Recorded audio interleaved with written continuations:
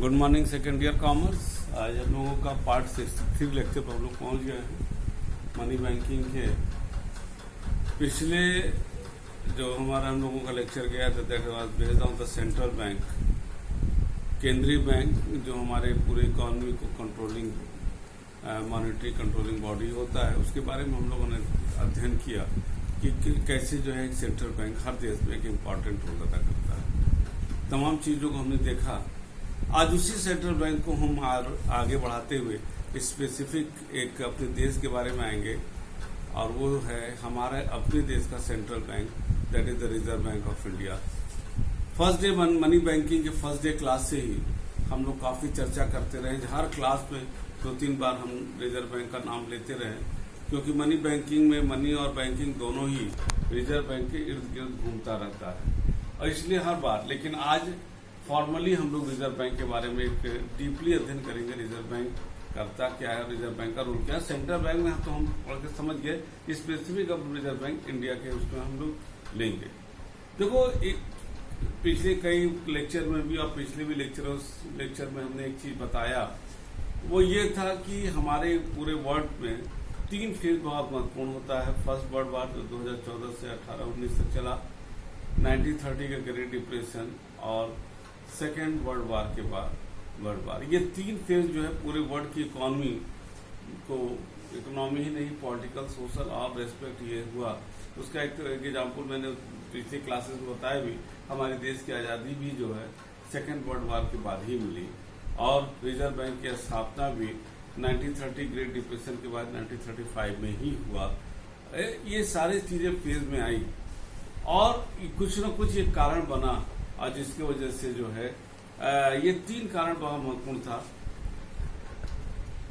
कोई भी देश में पहले हम लोगों ने देखा तमाम बैंकों हुआ करता था, लेकिन उसका जैसे नहीं होता है क्लास में अगर कोई मॉनिटर और नहीं रहे तो क्लास के बच्चे हल्ला करने लगते हैं। उधर टीचर अगर नहीं है तो हल्ला करेंगे, बदमाशी करने लगते हैं, और जो भी चीजें करने लगते हैं।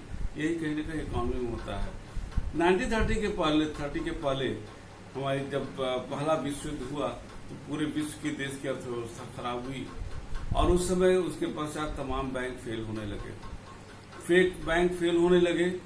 और तब बैंक फेल होने के कई कारण में से एक दो महत्वपूर्ण कारण हम लोगों ने बैंकिंग क्राइसिस वाले चैप्टर में हमने पढ़ाया भी था, और वो था कि absence of the central bank in the system. Central bank ना होने के कारण कि कोई कंट्रोलिंग बॉडी होता ही नहीं था, और जिसके वजह से बैंक फेल होने लगे। उसी के बाद जो है इंडिया में 1925 में एक हिल्टन एंड कमीशन के जो इंग्लैंड के थे, उनके नेतृत्व में एक कमेटी बनाया गया, और उन्होंने रेकमेंड किया कि इंडिया में जो है इस तरीके की जो घटनाएं हो रही हैं, जिसमें कमर्शियल बैंक फेल हो रहे हैं, और कमर्शियल बैंक को ज्यादातर कॉर्पोरेट सेक्टर कंट्रोल कर रहा है, और कहीं ना कहीं वो बैंकिंग क्राइसिस में हम लोग पढ़ रहे हैं। कॉर्पोरेट सेक्टर वो जो है तमाम चीजें सोशल जस्टिस और नेशनल इंटरेस्ट से ज्यादा वो सेल्फ इंटरेस्ट पर, कॉर्पोरेट सेक्टर बिजनेस हाउस के सेल्फ इंटरेस्ट पर काम करते थे। ये सब सारी प्रॉब्लम आई, तो इन्होंने एक रेकमेंड किया 1926-97 में एक report I Hilton and commission का, जिसमें उन्होंने कहा कि देश को जरूरत है हमें का कोई न कोई एक ऐसा सेंट्रल बॉडी, मॉनेटरी बॉडी हो जो इन चीजों को नियंत्रित करे। लेकिन तब तक ये चीजें बहुत ज्यादा सुनी नहीं गई। लेकिन जब 1930 में ग्रेट डिप्रेशन आया, विश्व में महामंदी आया, तब ये जरूर महसूस हुआ कि एक ऐसी बॉडी होनी चाहिए नॉन प्रॉफिट मोटिव ऑर्गेनाइजेशन का, जो होल सिस्टम को कंट्रोल कर ले as a central body, central monetary body with having the full capacity, authority to regulate the monetary system in the country.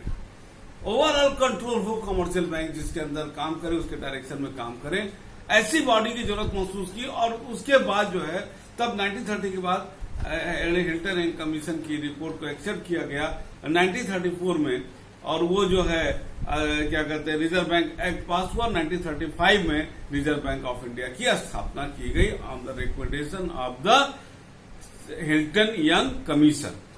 अब यहां पर एक चीज और हम उल्लेख करना चाहेंगे, जो हमने पीछे बताया था कि 1921 में इंपीरियल बैंक की स्थापना हुई, ठीक है ना। 1921 में इंपीरियल बैंक की स्थापना हुई। ये स्टेट बैंक वाले चैप्टर में हम पढ़ाए थे इसको, और ये इंपीरियल बैंक 2 फेज में मैंने बताया था काम किया।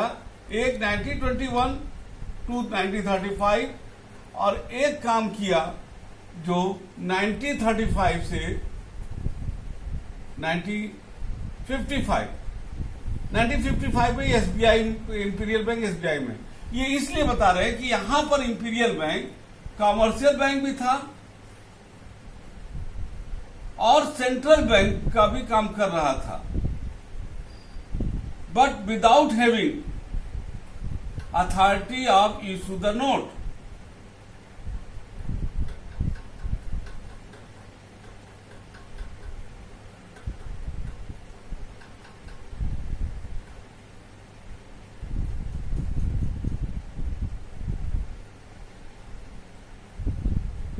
उस समय सेंट्रल गवर्नमेंट हमारे नोट को इश्यू करती थी, बट 1935 में जब रिजर्व बैंक की स्थापना हुई उस समय imperial bank purely commercial bank बन गया और रिप्रेजेंटेटिव वो क्या करते हैं गवर्नमेंट का भी बैंक बना और सेंट्रल बैंक रिजर्व बैंक का रिप्रेजेंटेटिव बैंक बना। और ये सारे जो सेंट्रल बैंक के जो अधिकार थे with the authority to issue the note वो चले गए रिजर्व बैंक ऑफ इंडिया के पास। ठीक है, वो किसके पास चले गए? रिजर्व बैंक ऑफ इंडिया के पास। इसीलिए ये फेज जो है बड़ा महत्वपूर्ण होता है। ठीक है, 1935 में रिजर्व बैंक ऑफ इंडिया की स्थापना हुई purely as a central bank of the country under the ownership and control of the government of India. Reserve bank of India की स्थापना की purely non profit motive organisation having the authority to issue the note. ये सारी चीजें purely. अब reserve bank जो है इसका पहली बात तो रिजर्व बैंक इसलिए इसको प्राथमिकता दिया गया नाम में। एक तो रिजर्व बैंक जो है बैंकों के कैश रिजर्व को रखता है, एक पॉइंट ये। दूसरा, इसको क्यों नहीं, देखिए अन्य जगहों पर लोग केंद्रीय बैंक को सेंट्रल बैंक बोलते हैं, हमारे यहाँ इसलिए नहीं रखा गया क्योंकि ऑलरेडी रिजर्व बैंक की स्थापना के पहले देश में commercial bank central bank already काम कर रहा था। तो कहीं सिमिलरिटी ना हो जाए कि एक सेंट्रल बैंक जो हमारा रेगुलेटरी अथॉरिटी है और एक सेंट्रल बैंक जो कमर्शियल बैंक है। Just to avoid this misconception and misunderstanding, to avoid the misunderstanding, हम रिजर्व बैंक का नाम रिजर्व बैंक ऑफ इंडिया रखा गया। इसके रखने का जो मूल कारण था, एक तो देश का बैलेंस इकोनॉमिक डेवलपमेंट हो, ठीक है ना, और साथ ही साथ जो है इकोनॉमिक डेवलपमेंट के साथ पूरे जो है इकोनॉमी में कंट्रोल, बैंकिंग सिस्टम को जो है रेगुलराइज करना, कंट्रोल करना, ये पूरे इकोनॉमी को कंट्रोल करना, इकोनॉमिक उसको रेगुलराइज करना with the assistance with the under the direction of the government of India, इसका मूल रोल दिया गया। आज अगर कहा जाए रिजर्व बैंक ऑफ इंडिया, इसकी जो है पूरी देश की अर्थव्यवस्था कहीं न कहीं रिजर्व बैंक ऑफ इंडिया के इर्द गिर्द घूमती है। आप देखते हो कि आज भी रिजर्व बैंक ऑफ इंडिया हर दूसरे दो महीने पर अपनी मॉनेटरी पॉलिसी घोषित करता है। जिस दिन मॉनेटरी पॉलिसी घोषित करता है, अभी रिसेंटली 2 दिन पहले आया है, 4-5 दिन पहले, तो जब वो घोषित करता है तो बड़ा से बड़ा, चाहे वो रिलायंस कंपनी, मुकेश अंबानी हो, तो एक छोटा बिजनेसमैन हो, वो उन मॉनेटरी पॉलिसी को ध्यान रखता है, क्योंकि through the monetary policy the reserve bank of India manage to control the money supply according to the need. Second, on that basis credit को रेगुलेट कराना, जिसके आधार पर कमर्शियल बैंक क्रेडिट सर्कुलेट करते हैं और इंटरेस्ट रेट सेट करते हैं, और जो इकोनॉमिक डेवलपमेंट के लिए बहुत बड़ा काम करता है। तो कहीं न कहीं रिजर्व बैंक ऑफ इंडिया का रोल पूरे इकोनॉमी में एक कहा जाए कि वो एक इमरजेंसी डॉक्टर को कह सकते हैं, एज ए गार्जियन बोल सकते हैं, और एक तरह से apex body of the Indian economy system which regulate the overall economy and control the overall economy for the economic development of the country. Reserve Bank of India being the apex body of the money market, it regulates and controls all the commercial bank in the country and all the other organizational financial institutions which are engaged in the business of the money, वो सबको वो इसको regularise and control ये करता है। तो उसका role अगर कहा जाए रिजर्व बैंक ऑफ इंडिया का, कहीं न कहीं एक बहुत महत्वपूर्ण हो जाता है। और सबसे बड़ा इन सब चीजों के ऊपर जो है रिजर्व बैंक का जो रोल होता है वो नोट इशू का होता है। सबसे बड़ा आज देश का हर नोट पर रिजर्व बैंक का बोर्ड होता है। अगर रिजर्व बैंक नहीं लिखा है तो आप नोट उसको फेक मानते हो, नहीं लेते हो, तो ये हमारे रिजर्व बैंक का है। अब एक कहते नहीं कि एक देश की पहचान क्या होती है, अगर आपको जानकारी के लिए बताते हैं कि एक देश की पहचान 2-3 चीजों से होती है। पहला, एक जो हमारा एक झंडा होगा राष्ट्रीय, दूसरा हमारी विदेश नीति और आर्मी एक होगी, और जो सबसे महत्वपूर्ण होगी देश में एक नोट होगा, एक सर्कुलेशन संस्था द्वारा नोट होगा जो रिजर्व बैंक जारी करता है। तो ये प्रिविलेज आज हमारे देश में रिजर्व बैंक को मिला है जो नोट इश्यू करता है। ठीक है ना। यहां पर आते हैं, थोड़ा सा एक पॉइंट दिया है characteristic of the reserve bank of India में, जो दिया है reserve bank of India is not primary profit seeking enterprises. कभी भी ये जान लेना, विश्व में भविष्य में भी कभी भी reserve bank of India profit motive organisation नहीं हो सकता है। Yes, it is true that reserve bank earn a huge profit, बहुत ज्यादा प्रॉफिट अर्न करता, but I am saying here कि the motive is not to earn the profit. ठीक है। सेकेंड है, reserve bank of India is subject to the close and control and participation by the central government. Reserve bank of India पे central government का एक control होता है और under the directionship of the central government ये काम करता है। उसके पीछे कारण क्या है कि सेंट्रल गवर्नमेंट फिजिकल पॉलिसी बनाती है, जो एक लॉन्ग टर्म इकोनॉमिक पॉलिसी होता है, जिसके तहत expenditure and revenue pattern of the country set by the government of India through the physical policy. And reserve bank of India being the monetary authority of the country, Reserve bank of India short term economic policy, जिसके तहत money supply, credit regulate कराना और interest rate को regulate कराना ये होता है। दोनों में कोऑर्डिनेशन अगर नहीं रहा तो कभी इकोनॉमिक डेवलपमेंट नहीं करेगा, क्योंकि फिजिकल पॉलिसी जो बनेगा उसी के अकॉर्डिंग हमारा मॉनेटरी पॉलिसी होना चाहिए।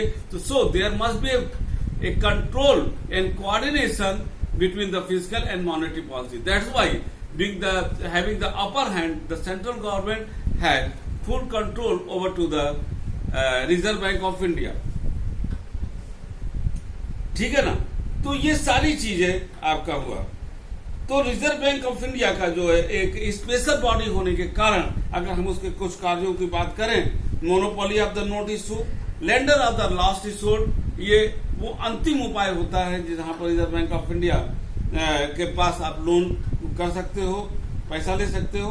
Custodian of the cash reserve of the commercial bank, अब तक का सारा नोट वहां रखते हैं। इसको हम आगे सब डिटेल अध्ययन करेंगे। Banker, agent and adviser to the government का ये काम करता है, साथ ही साथ कंट्रोलर ऑफ द पूरे मॉनेटरी सिस्टम का काम करता है। ठीक है। तो यहां पर ये सारी चीजें हुई। आगे जो है जो दिया था कि रिजर्व बैंक ऑफ इंडिया कि क्या क्या है, it did not have the power, वो सब इंपीरियल बैंक का दिया है, उससे कोई यहाँ पर विशेष मतलब नहीं है। The aim of object of the establishment of the reserve bank of India, यहाँ पर क्या क्या था इसको एक बार हम लोग पॉइंट वाइज देख सकते हैं। Bringing stability in the value of money, it is the prime responsibility the reserve bank of India. ये देखिए कि जो हमारे देश में मुद्रा की वैल्यू है वो बहुत ज्यादा फ्लक्चुएट नहीं करे, क्योंकि बार बार फ्लक्चुएट करना ये अच्छे इकोनॉमिक सिस्टम का पहचान नहीं होता है। ठीक है ना। उसको स्टेबल बनाए, अनस्टेबल जो है वो ठीक नहीं होगा।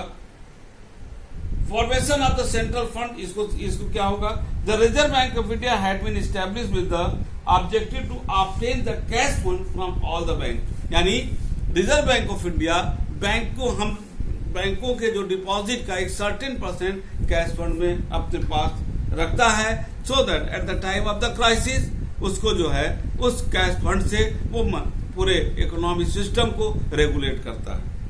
थर्ड है इस्टेब्लिशिंग द कोऑर्डिनेशन। अब मैंने बोला अभी भी कि रिजर्व बैंक ऑफ इंडिया जितने भी कॉमर्शियल बैंक हैं, फाइनेंशियल इंस्टीट्यूशन से जो मनी के बिजनेस में है, उनको जो है कोऑर्डिनेट करता है, रेगुलेट करता है, उनको डायरेक्शन देता है ताकि वो इकोनॉमी की जरूरत के हिसाब से सही दिशा में काम कर सके।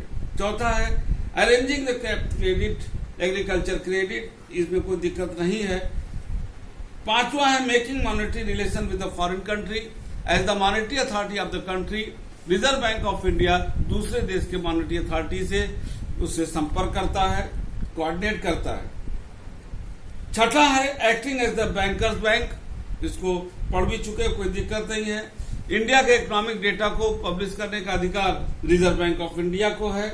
बैंकिंग सिस्टम में ग्रोथ कैसे क्या हो, सबको रेगुलेट करना, ये रिजर्व बैंक ऑफ इंडिया की प्राथमिक जिम्मेदारी है। और नौवां है establishing the growth of the cooperative bank, और कोऑपरेटिव बैंक के ग्रोथ में महत्वपूर्ण भूमिका अदा करता है। आपने देखा भी कि 2020 में कोऑपरेटिव बैंक को रिजर्व बैंक ऑफ इंडिया के पार्शली नियंत्रण में दे दिया गया है, ताकि जो कोऑपरेटिव बैंक में कमियां हैं उसको दूर हो सके, ठीक है ना। रिजर्व बैंक ऑफ इंडिया का जो है 1935 में स्टैब्लिश हुआ, जब भारत सरकार और वो उस समय under the ownership of the Britishers था, ब्रिटिशर्स के नियंत्रण में था। लेकिन 1947 में जब हमारा देश आजाद हुआ, तब भारत सरकार ने जो है इसको रिजर्व बैंक ऑफ इंडिया को अपने नियंत्रण में लिया 1948 में। तो नेशनलाइजेशन जो है रिजर्व बैंक ऑफ इंडिया का 1948 में हुआ इसका, यानी कि नेशनलाइजेशन का मतलब है कि from the Britishers government now the reserve bank of India moved under the control of the government of India, ठीक है ना, इसको लिया गया है वहां पर। और जो रिजर्व बैंक ऑफ इंडिया का जो 1935 में जब रिजर्व बैंक ऑफ इंडिया का जो आपके क्या कहते हैं, एक मिनट,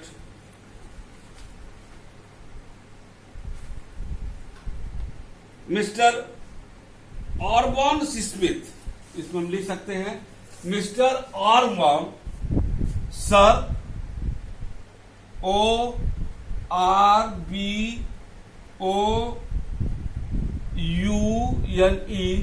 ऑरबॉन स्मिथ, ये फर्स्ट गवर्नर थे जो 1935 में इंडिया के first governor of the reserve bank of India में थे। और ये 30 जून 1937 तक ये रिजर्व बैंक के गवर्नर थे 1937 तक, ठीक है। ये आपको फैक्ट यहां पर बताया हमने। तो रिजर्व बैंक का नेशनलाइजेशन हो गया 1947 में, 48 में, और अब ये कंट्रोल में आ गया भारत सरकार के। ये था आपका रिजर्व बैंक ऑफ इंडिया के बारे में कुछ फैक्ट एंड फिगर। आगे जो है हम लोग रिजर्व बैंक ऑफ इंडिया के कितने डिपार्टमेंट होते हैं, क्या क्या फंक्शन होता है, इस सब बारे में हम लोग अध्ययन करेंगे। तब तक के लिए घर पर रहिए, सेफ रहिए, सुरक्षित रहिए, पढ़ते रहिए, स्कूल खुलेगा जरूर आइएगा। तब तक के लिए good day and good bye.